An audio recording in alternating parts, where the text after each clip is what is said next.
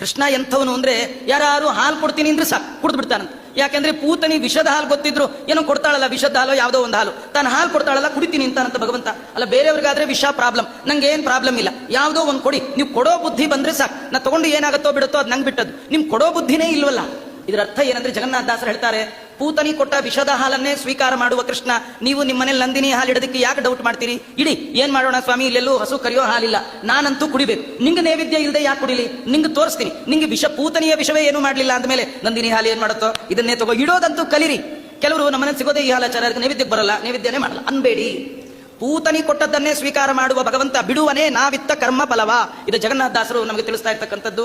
ಕೊಡುವ ಬುದ್ಧಿಯನ್ನ ಭಗವಂತ ಸ್ವೀಕಾರ ಮಾಡ್ತಾನೆ ವಿನಃ ಏನಿಟ್ರಿ ಎಂಥದ್ದಿಟ್ರಿ ಮುಖ್ಯ ಅಲ್ಲ, ಹೇಗಿಟ್ರಿ ಭಕ್ತಿ ಪ್ರೀತಿ ಶ್ರದ್ಧೆಯಿಂದ ಇಟ್ಟಿದ್ರೆ ಭಗವಂತ ವಸ್ತುವನ್ನ ನೋಡಲ್ಲ, ವಸ್ತುವಿನ ಹಿಂದಿರುವಂತಹ ನಿಮ್ಮ ಉದ್ದೇಶ, ನಿಮ್ಮ ಭಾವನೆ, ನಿಮ್ಮ ಭಕ್ತಿಯನ್ನ ಮಾತ್ರ ಭಗವಂತ ಸ್ವೀಕಾರ ಮಾಡ್ತಾನೆ. ಅವನ ಹತ್ರ ಪತ್ರ ಇದೆ, ಅವನ ಹತ್ರ ಪುಷ್ಪ ಇದೆ, ಅವನ ಹತ್ರ ಫಲ ಇದೆ, ಅವನ ಹತ್ರ ತೋಯ ಇದೆ. ನಿಮ್ಮ ಪತ್ರ ಪುಷ್ಪ ಫಲದಿಂದ ಅವನಿಗೆ ಆಗ್ಬೇಕಾದ್ದೇನಿಲ್ಲ. ಆದ್ರೆ ಆ ಪತ್ರ ಕೊಡುವಾಗ ಆ ಭಕ್ತಿಯನ್ನು ಮಾತ್ರ ಸ್ವೀಕಾರ ಮಾಡ್ತೇನೆ, ಪುಷ್ಪ ಕೊಡುವಾಗ ನಂಗೆ ಪುಷ್ಪ ಬೇಡ, ಆ ಭಕ್ತಿಯನ್ನು ಮಾತ್ರ ನಾನು ಸ್ವೀಕಾರ ಮಾಡ್ತೀನಿ. ನೀವು ಸಾಮಾನ್ಯ ದೊಡ್ಡ ಕುಂಬಳಕಾಯಿ ಬಿಳ್ಳೆದೆಲೆ ಅಡಿಕೆ ಇಟ್ಟು ದಕ್ಷಿಣ ಇಟ್ಟರೆ ನಾವು ಕುಂಬಳಕಾಯಿನ ಸೊಂಟಕ್ಕೆ ಇಟ್ಕೊಳ್ಳಲ್ಲ, ನಾವೇನ್ ತಗೊಳ್ತೀವಿ, ಹೇಗೆ ತಗೊಳ್ತೀವೋ ಹಾಗೆ ಭಗವಂತನಿಗೆ ನೀವು ಏನಿಟ್ರು ಅವನೇನ್ ತಗೊಳ್ತಾನೆ.